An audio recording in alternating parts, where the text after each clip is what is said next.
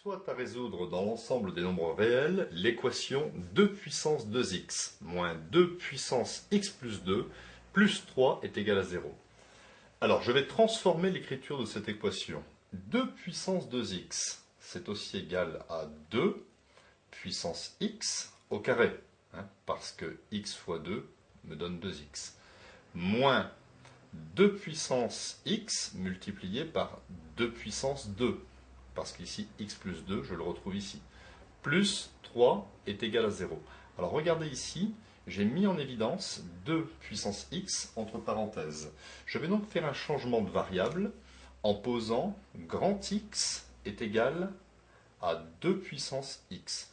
Donc, avec ce changement de variable, cette équation se transforme en grand X au carré moins 2 au carré, ça fait 4 fois grand X, plus 3 est égal à 0. Je vais résoudre cette équation. Donc, le discriminant ici, petit a est égal à 1, petit b est égal à moins 4, petit c est égal à 3. Je peux donc calculer le delta, qui est égal à b carré moins 4ac. Delta est égal à b carré, j'obtiens 16, moins 4 fois 1 multiplié par 3, donc delta est égal à 16, moins 4 fois 3, ça fait 12, donc delta est égal à 16 moins 12, ça fait 4.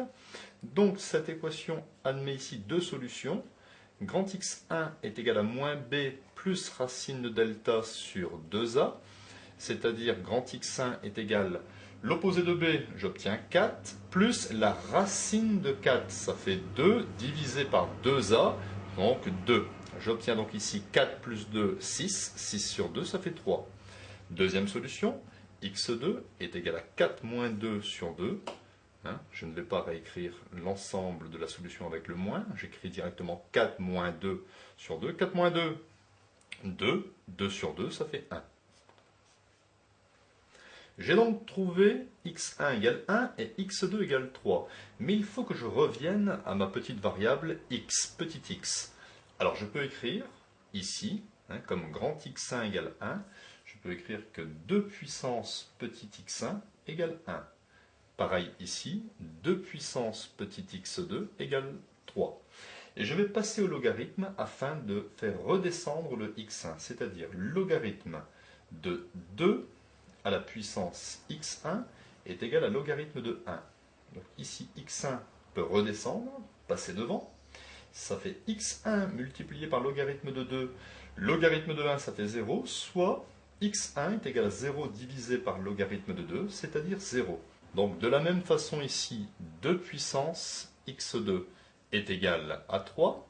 Donc en passant au logarithme, je peux donc écrire que logarithme de 2 à la puissance x2 est égal à logarithme de 3, soit ici x petit 2 logarithme de 2 est égal à logarithme de 3, soit x2 est égal à logarithme de 3 divisé par logarithme de 2. Donc voici les deux solutions de cette équation.